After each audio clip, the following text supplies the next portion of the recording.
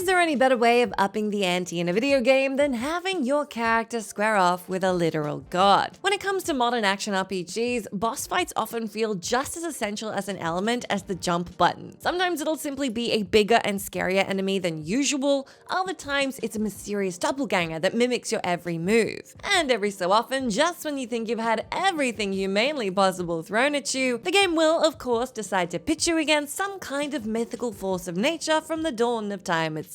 Now, with fantasy games comes a certain fondness for exaggeration, particularly on the weapons and armor front. So while you may think a battle between you and a god is going to last about as long as a Milky Bar in Mount Doom, the insane power you have at your disposal actually makes your character more capable of silencing these fallen deities than you'd think. And let's face it, taking down a living legend really has a way of making you feel like one yourself, every single time. I'm Jess from WhatCulture, and here are 10 video games that let you kill God. Number 10. Mortal Kombat series. Since its very first outing in 1992, the ever-expanding roster of fighters in the Mortal Kombat series has been home to a ridiculously powerful and equally stylish thunder god named Raiden. One of the franchise's most iconic characters, Raiden is the protector of Earthrealm, boasting all manner of supernatural powers with which to beat down his deadly enemies. He's largely a force for good in the world of Mortal Kombat, though his eternal duties and the paths they lead him down do make him a little bit, murdery as time goes on. But whatever his motives, the coolie-wearing Guardian is very much a force to be reckoned with. And that's not just in the story either, as Raiden's unique and complex moveset makes him an incredible fighter in the right hands. Being a Mortal Kombat game, anyone can kill anyone, and it's especially satisfying to say you've delivered a deliciously gory fatality upon an actual god in a one-on-one duel. The game's series trailers are also not shy about slicing and bloodying him up real good, as Mortal Kombat 9 so graphically shows. Number 9. The Elder Scrolls V Skyrim. There are many godlike entities around to show their faces and/or tentacly features in the world of Nirn. The 9 Divines are the main icons of human worship in Tamriel, while the Daedra, who hail from the realm of Oblivion, are seen as gods for their sheer destructive power that they lord over their lessers. And in between all that is Alduin, a mythical dragon said to be the one to bring about the apocalypse and reform the world from its ashes. He proclaims himself as the, quote, firstborn of Akatosh, which, if true, makes him a direct descendant of the 9 Divines' chief figure. Cultists worship Alduin as a god in his own right regardless though, and you, the Dragonborn, definitely get a good taste of his power throughout Skyrim. Obviously you can't have him ending the world, so with the aid of Alduin's brother Parthenax, you track the dragon down to the literal afterlife, Sovngarde, and only there can you finally Fusrodar him back to whatever hellhole he originally crawled out of. Number 8. Kid Icarus Uprising. With the whole premise of the Kid Icarus series based around ancient Greek mythology, you'd be pretty disappointed if none of the Pantheon's legendary members made an appearance at any point. Thankfully, that's not the case. And in 2012's Kid Icarus Uprising, the main antagonist is none other than the Lord of the Underworld himself. Hades is as entertaining as he is evil, making his grand entrance by literally ripping through the game's end credits after Pit defeats Medusa. Like Pit, he's chock full of one-liners and pop culture references, giving him a pleasing similarity to Disney's take on the shady character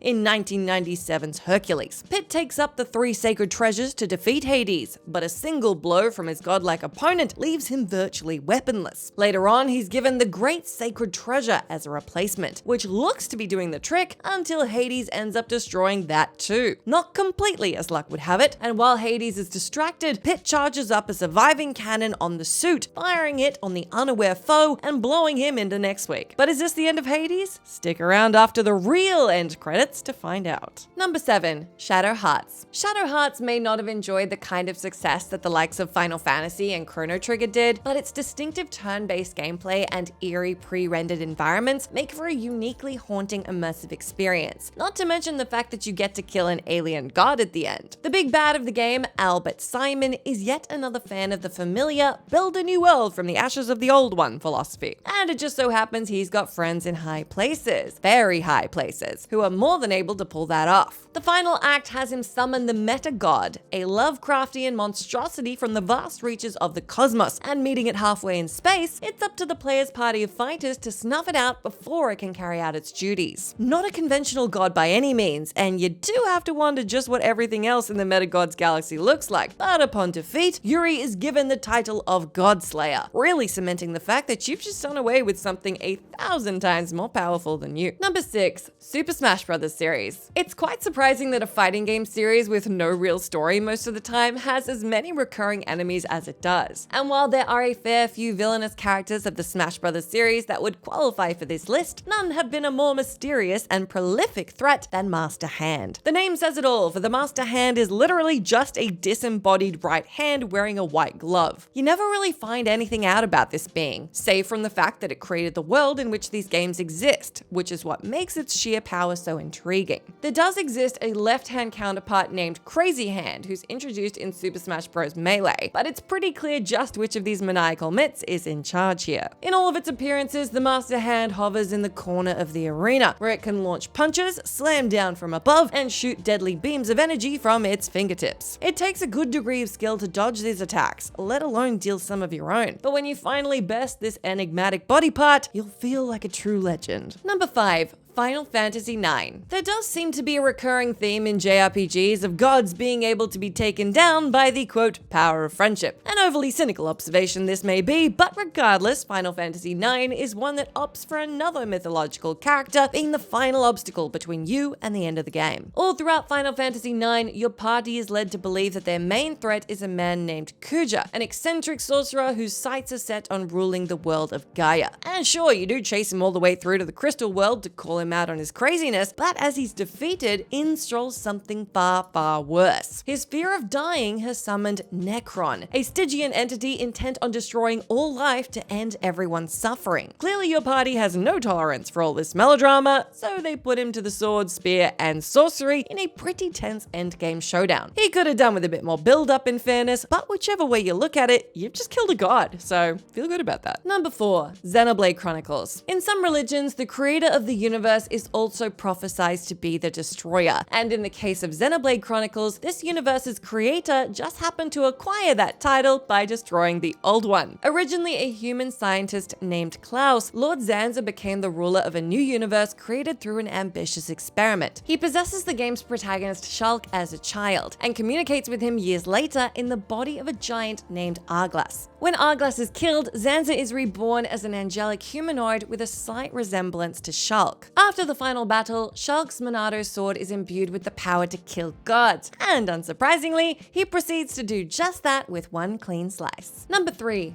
Bayonetta. A game as over the top as Bayonetta would never have been content to have you fight boring old fodder enemies the whole way through. And not only does the gun-toting witch blast her way through angels, demons, and everything in between, the game's finale gives you the challenge to end all challenges in the creator of the universe itself, Jubilius. After the first Armageddon, in which all time and space came to be, Jubilius was forcibly made the ruler of Paradiso and locked in an eternal slumber. She stays that way right up until Father Baldur uses the left and right eyes of the world to awaken her, intent on uniting the Trinity of Realities and ruling over them. Although Baldur succeeds in rousing the ancient goddess, Bayonetta isn't about to let her start messing everything up, and with the help of her ally Jeanne and the demon queen Sheba, manages to knock Jubilius' spirit from her body and straight into the sun. There's probably no way to kill a god that isn't insanely cool, but this one's still right up there. Number 2, Asuras Wrath. If you're a demigod, surely the last thing you'd think to do is tick off another equally powerful demigod. Then again, maybe us mere mortals wouldn't understand such things. Case in point, Asura is one demigod that you do not want to cross. And lo and behold, almost everyone in Asura's Wrath already has. Framed for an assassination he did not commit and believed to be dead, Asura is cast out of the 8 Guardians, its remaining members reforming as the malevolent 7 deities. These beings each represent variants of the 7 deadly sins, and naturally, Asura's got a bone to pick with all of them, except one who happens to be his brother-in-law. There's Deus, the leader who represents pride, Olga representing lust, August representing greed, Sergi representing vanity, Kalro representing sloth, and finally Wyzen representing violence. Although they all die by Asura's 6 hands, it's Wyzen that truly feels like the most godlike of opponents to overcome. His final form, Gongan Wyzen, can grow to the size of a planet, and he's able to cause an extinction event on Gaia just by pressing his finger down on its surface. Thankfully, Asura stops stops him before he can do this, punching his fingertips so hard